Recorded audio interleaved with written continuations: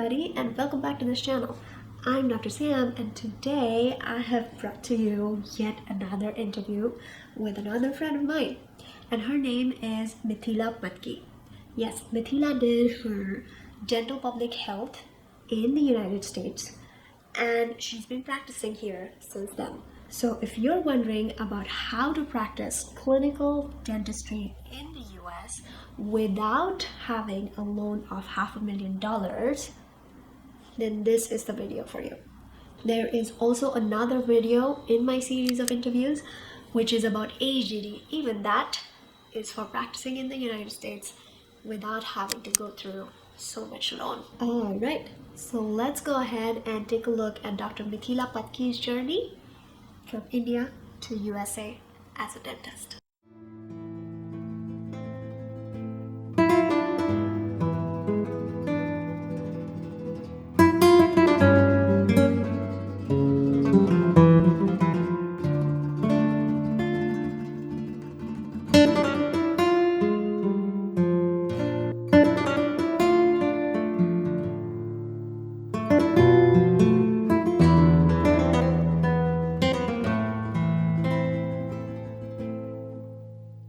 Hi Mithila, how are you today? Welcome to our channel.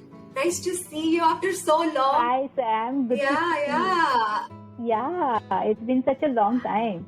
It's good to see you after a long time. I know, and seriously, it doesn't look like you've changed much in spite of being through 2 pregnancies and the second one coming soon. So you're looking fantastic, mommy. Let's go ahead with our interview questions. So, Mithila, you did your master's in health administration with the Texas State University and then followed it up with the dental public health. My first question is going to be, what brought you to US and how did you decide to go ahead with the choice of your universities for your program? Tell us about that. My story was a little bit different. So when I was practicing in India, at that time, I know people were trying to get outside and giving a bunch of exams. But I had one thing clear on my mind. I was like, whatsoever, I am not going to the United States because I did not want to go back to dental school. And US is the only country that requires you to go back to school, get those credentialings again, plus give a bunch of exams, right? So I was like, I'm not going through that torture. I don't want to go through pre-clinics and, all the lab work. So I was actually preparing for UK because I was like, okay, it's just a few exams. So I'll probably give some exams and I'll see how it works. But then I met my now husband, who was my fiance then. So he happened to be in Austin, Texas. So then I had to prepare my mind. I was like, okay, so I have to prepare and make sure, I find out my way to American system. So at that time, I was practicing as a head dentist in India. So I developed some interest for management and administrative aspects of clinical dentistry. So I started looking into MHA programs at that time. Because I wanted to be in Austin, Texas, I was looking for nearby universities. So I looked for 2 things. 2 things in my universities that I wanted. I wanted to make sure that I get internship opportunities, and it had some basic accreditation like CAMI accreditation. So Texas State University was the closest one. So I applied to that university. So the only hitch was it had an interview requirement. So after I applied, instead of directly getting acceptance, I had to come over here, do my interview, and then wait for the acceptance. Right. So that was the only hitch. So what I did was I had to enter US on dependent visa, H4 visa, instead of F1 visa. And after coming over here, I gave my interview, I got accepted, and then I started my program. Right. So selecting university was a little bit different for me because of the location restrictions. Right. I do want to bring it up that sometimes, depending on the state and depending on the university, you might want to look into their regulations because you might be eligible for institution. Right. So I found out during my semester, that I was eligible for institution. So although with H4 I could not work, You were still, that was a good point. I was, yeah. I got reduced tuition, right. So it compensated for that. So just do your own research. Right, good, very good point. And also remember that if you are located in some place, you have to be there for at least a year or so to be eligible for in-state tuition. Isn't that? Correct. So I think there was some regulation, like if the H-1B holder or if your spouse has been in that state for a year, then you're eligible automatically, or you have to be there personally. Good. Something like that. It might have changed now, but yeah, there is some. You're right. There are some regulations plus, like that. Many a times there's a lot of difference. Like out-of-state tuition or international tuition can sometimes almost be double or at least 1.5 times more, right? Yeah, yes, so in-state is very good. You can definitely save 50% of your tuition. Yeah, if you're eligible for that. Good. So that was a very good advantage with my visa. Eventually, I ended up changing it. But yeah, initially that helped me a lot. Awesome, fantastic. So which exams did you have to appear for your MHA course? So for MHA, Masters in Healthcare Administration, you need to take GRE and TOEFL. These are the two requirements for any international student. So I gave those exams back in India, and then that's how I applied to this program. Right. So Mithila, so you did your Masters in Health Administration with the Texas State University, and then followed it up with the Dental Public Health, right? Can you elaborate about that a little bit more? We would like to know the details for Dental Public Health. Yeah, sure. So honestly, when I came to the US, I did not know about Dental Public Health. Not a lot of people know about it, but it's similar to, or it's comparable to community dentistry back in India. During my internship with Texas State University, I was introduced to this lovely program by one of the biggest hospitals in Austin. So they had a dental program. It was mainly for kids. So this was a dental public health initiative taken by that hospital. So this program was structured around mobile dental vans. They would provide dental care to school children who did not have access to oral health. And that's how I came across dental public health, and I found out that it's one of the specialties in dentistry. That's how I started looking for dental public health programs in the US. Cool. Did you have to give any other different exams for the dental public health? So as such, to apply for dental public health residency programs, you don't have to take any exams. The only requisite is you have to have BDS or DDS from your home country, and you have to have a master's degree in public health or healthcare administration or any equivalent field. Right. So the 2 years or 2.5 years of master's degree after your dental program is just a prerequisite. And then you can apply for a 1-year residency in any of the dental schools that provide dental public health residency. That's a great point, because most people don't know about it. And I've had a lot of people asking me about dental public health. And I'm so glad you're here clarifying all our doubts. How is the MHA or MPH program different from a DPH program?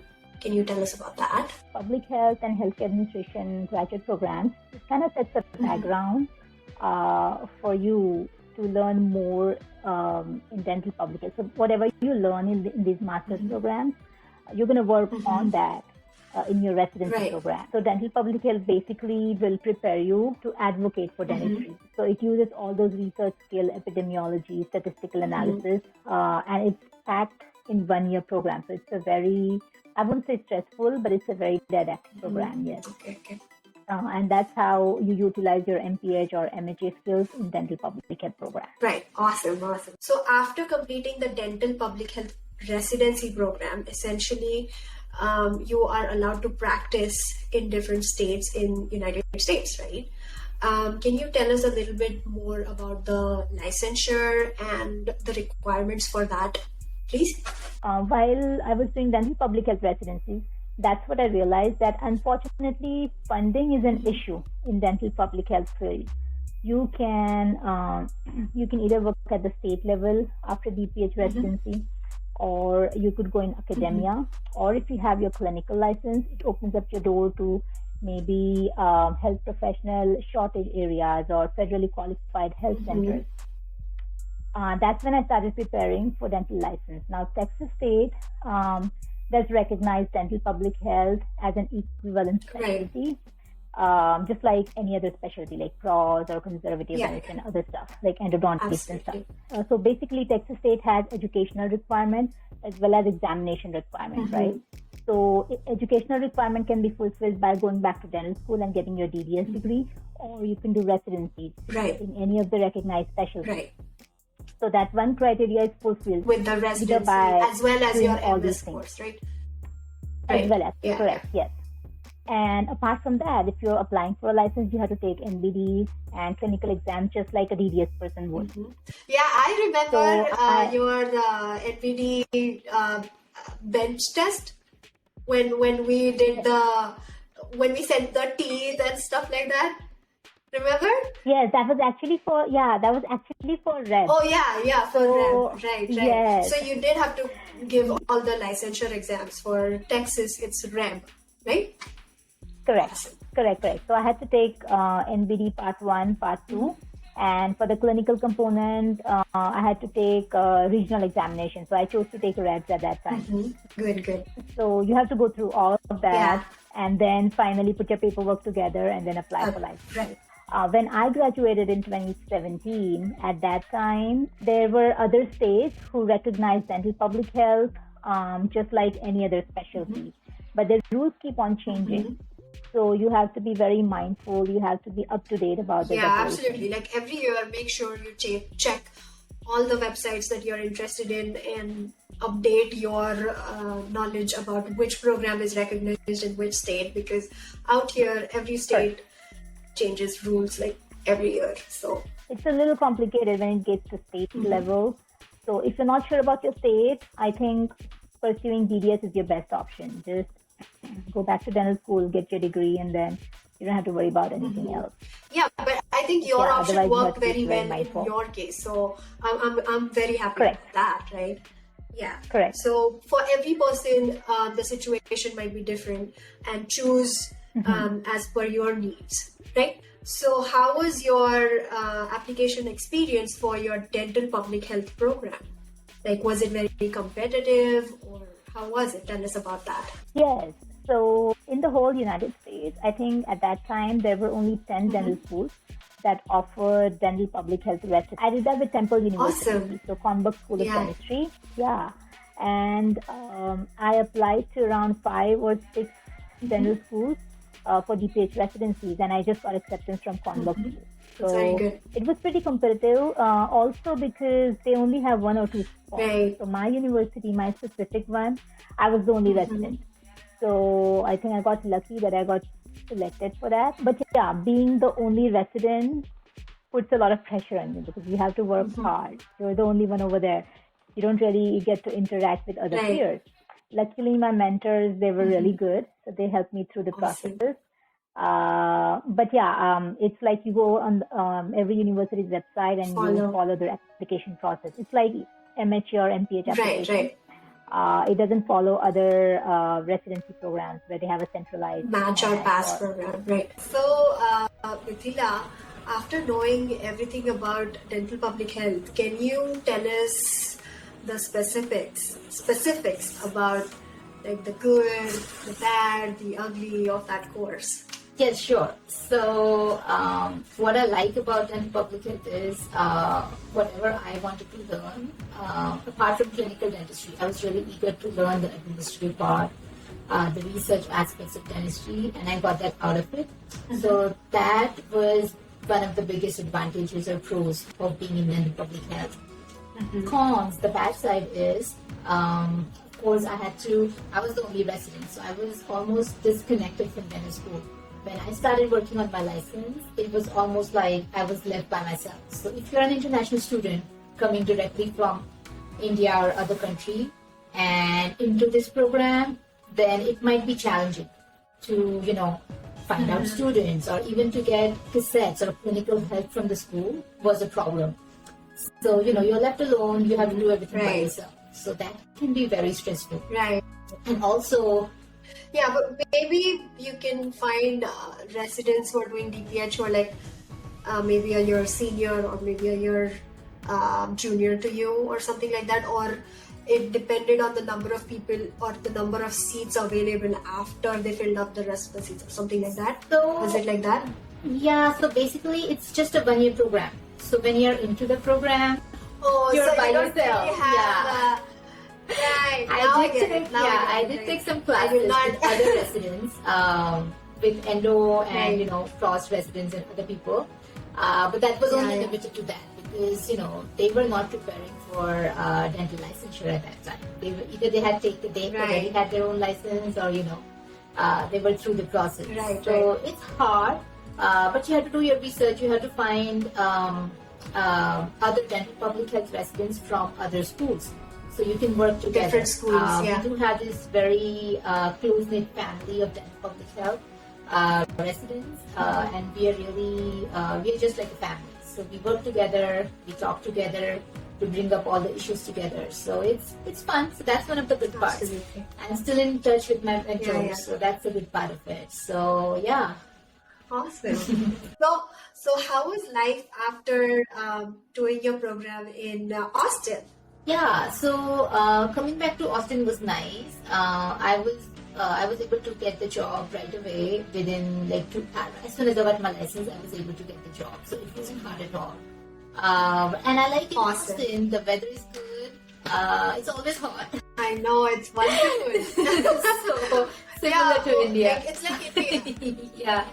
Absolutely. So it's a great place to live. We have a lot of outdoor activities, lakes and stuff. So except for the pandemic part, life is really good here in Austin. Right. After knowing all the good parts, I would like to know, have there been any difficulties as such or any regrets after coming to the US? I hate asking this question, but everyone learns through their difficulties. So it's a great one for people to Yeah, absolutely. So I don't think I have any regrets as such, but there is no shortcut to success. That's what I would say. Initially, when you think about it, you tend to find a shortcut. You're like, okay, maybe we can do this, maybe we can do that. But there really is no shortcut to success. You have to work on your passion to get there. You have to go through everything. Only then you can reach your goals. So just don't be afraid. Don't be afraid to fail. I would say there will be time when you're going to feel low. That's a very good point. Like, there will be times when we all have been tested. Exactly. And especially, coming from a place where you probably scored really high in your higher secondary school, and then you go to dental school, and then you're like, oh my god, everybody is in the same league as you, and you're like, now I really have to study hard. And then you come to a different country and apply for new courses, and then you're like, it's a different way of studying as well, right? In different countries. So you learn that every time you go back to school. Yeah, that's such a great point. Yeah. So in conclusion, what would you recommend our viewers to do? Should they go for MPH and DPH and then finally progress to doing clinical dentistry in the US, or would you recommend them to go other ways? So I think first of all you need to decide what you want. In my case, I really wanted to pursue something apart from clinical dentistry and learn more about administrative aspects, research, and data analysis part. So I got that out of the DPH program, and I love it. But if research is not your thing, if you think you cannot work on data analysis, SPSS, SAS, and all that mathematics, then maybe you should think about something else. But if you know you're going to like it, then this is the best field. I like what I'm doing. So it's absolutely. wonderful. Yeah, and then the other additional thing is, was it a STEM-oriented program? So, no, it does not. No, it just gives you 1 year of optional practical training. just like any other in the dental field, because you go to dental most school, of the other dental fields. so it's the same. Yeah, it's yeah. the same thing. And then the other thing was, so the amount of duration is almost kind of similar to doing, let's say, an MS program or a DDS program, because you have to do like 2 years, 2.5 years of the administration, Masters of Administration, and then a DPH residency, right? But the most important point would be that you would save a lot on student loans in comparison to clinical dental related courses versus if you go for this route. Correct. So if you see DDS, whatever cost you'll have with DDS is always going to be high. Versus if you compare any residency programs, clinical or non-clinical, it's going to be 2 years or 3 years of residency. But it's a graduate program, so graduate tuition is different. It works in different ways. So it's going to be definitely cheaper than doing your DDS. With my DPH program, duration was 2.5 years plus 1 year of dental public health. So it turned out to be around 2.5 years, yeah. Right. So, did your dental public health program involve any kind of stipend? Because it was kind of a residency, right? And that was one of the questions that most of the students. So yes, so my specific program had tuition involved. I did not get any stipend, but there are some programs where you can get paid. So it's going to be even cheaper if you go for dental public health. If you get paid. Yeah, that would definitely help a lot of people, right? I mean, but also a lot of any program is expensive for people coming from outside. Yes, but it's also very competitive. Any program that pays stipend is going to be very competitive. It's extremely. Most people are looking for that. Yes. Yeah. I get your point. Alright, so it was so nice to have you here today and give us such valuable pearls of information. Thank you so much, Mithila. Yeah, thank you for having me, and we got to talk after a long time, so my pleasure. Yeah, and all the best with your second pregnancy. I'm sure it'll be coming anytime soon. Yes, I'm waiting. The baby will be here anytime soon. Yes, it will be anytime soon. I'm waiting for that. And then hopefully we all can meet together and Reva and Ahana to play with each other all over again. Yes, absolutely. I would love to meet Reva and the little kid again. And you guys, obviously. Hope to see you soon. Bye-bye. Bye. Yeah, hope to see you soon.